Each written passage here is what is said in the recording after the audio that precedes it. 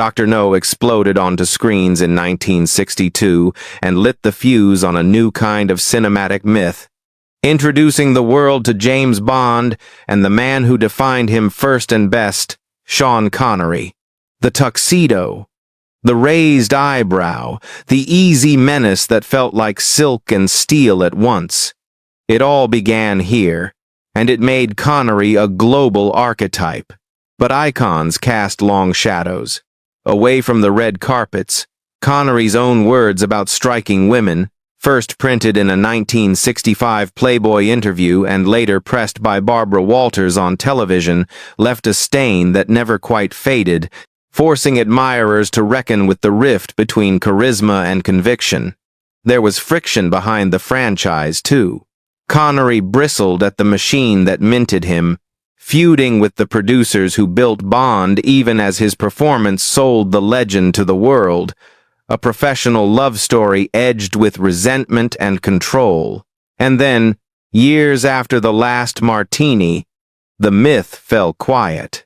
He withdrew to the Bahamas, a private final act far from studios and flashbulbs, and in 2020 he died at home at the age of 90, leaving behind a legacy both gleaming and troubled, a hero whose halo never quite hid the heat beneath. Sean Connery was not born into glamour. He entered the world in 1930 in the working-class tenements of Fountainbridge, Edinburgh. The son of a factory worker and a cleaning woman, he left school at 13 to help support his family, working odd jobs from milkman to coffin polisher. His rugged looks, physical strength, and unmistakable Scottish presence became his ticket out. In 1962, Connery donned the tuxedo in Dr. No, becoming the very first cinematic James Bond. The film was a gamble, low budget, untested, but Connery's mix of danger and wit crystallized a character who would dominate popular culture for decades. Audiences instantly accepted him as 007, suave yet lethal, aristocratic yet working-class tough. This was more than a role, it was a transformation. Within a few years, Connery became one of the most recognized men on the planet, and the James Bond franchise exploded into a global phenomenon. But the success carried a cost. While the world saw him as the perfect spy, behind the scenes, Connery was already struggling with the weight of fame, the studio's control, and a reputation that would cling to him far longer than he wanted. After the thunderclap success of Dr. No, Sean Connery reprised James Bond in a string of films that defined the 1,960 seconds, from Russia with Love, Goldfinger, Thunderball, and You Only Live Twice. Each performance cemented him not only as the quintessential Bond, but also as a global symbol of sophistication and danger. Audiences adored his cool menace, while critics praised the authenticity he brought to a role that might otherwise have been pure fantasy. Yet Connery refused to be trapped by the tuxedo. He sought out roles that proved his range. A rugged adventurer in The Man Who Would Be King, a world-weary father in Indiana Jones and the Last Crusade, and a grizzled mentor in Highlander. His gravitas only deepened with age, and in 1988, he won the Academy Award for Best Supporting Actor for his role as a tough Irish cop in The Untouchables. By the 1,990 seconds, Connery had become a box office force again with The Hunt for Red October and The Rock. His career spanned more than 5 decades, touching nearly every genre: spy thrillers, fantasy epics, historical dramas, and action blockbusters. Through it all, Sean Connery cultivated the image of a man who was both artist and star, able to elevate pulp into prestige. To millions, he wasn't just Bond. He was the definition of timeless masculinity on screen. Behind the charisma, Connery carried shadows that refused to fade. One of the deepest stains came from his own words.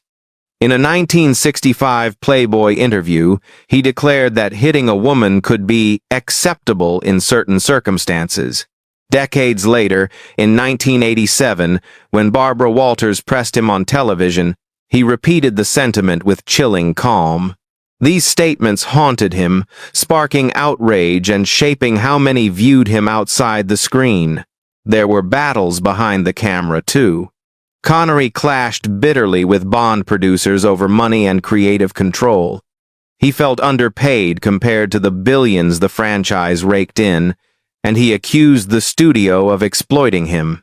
At one point, he confessed openly, "I have always hated James Bond." To the public, he was 007 forever. To Connery, the role was both a blessing and a prison.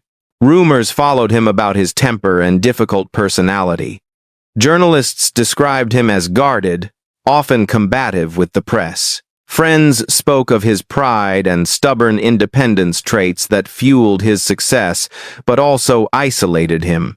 And though admired for his marriages, especially his decades-long union with Micheline Roquebrune, whispers of infidelity and control lingered around his private life. The man hailed as the ultimate gentleman spy was, in truth, far more complicated, sometimes troublingly so. By the early 2000s, Sean Connery had walked away from Hollywood.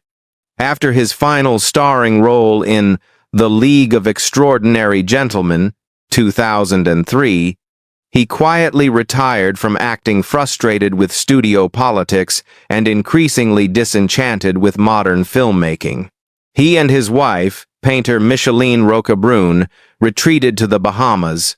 There, far from the cameras, Connery lived a life of seclusion. Golf mornings, art-filled afternoons, and only rare glimpses at public events. Fans who once saw him as the face of global espionage now had to imagine him behind the gates of his Nassau estate. On the 31st of October 2020, the world awoke to the news. Sean Connery had died in his sleep at age 90. The official cause was pneumonia and heart failure, complicated by dementia. Admirers grieved, remembering a titan of cinema.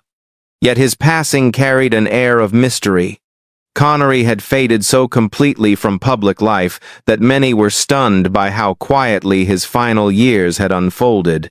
Then came the questions. How much was James Bond himself truly worth? Estimates of Connery's fortune ranged wildly from $120 million to over $350 million. The secrecy surrounding his estate fueled speculation, fitting for a man who spent his life embodying a spy. Even in death, Sean Connery left the world guessing. Sean Connery's story is one of dazzling triumphs and unsettling shadows. He was the man who gave life to James Bond, shaping cinema's most enduring spy. He was also the Oscar-winning actor who proved he could transcend the role that defined him. Yet, away from the lights, he left behind remarks that damaged his reputation, conflicts that exposed his stubborn pride, and a legacy tinged with contradiction. When he died in 2020, headlines celebrated a legend, but whispers reminded the world of a darker side that could never be erased.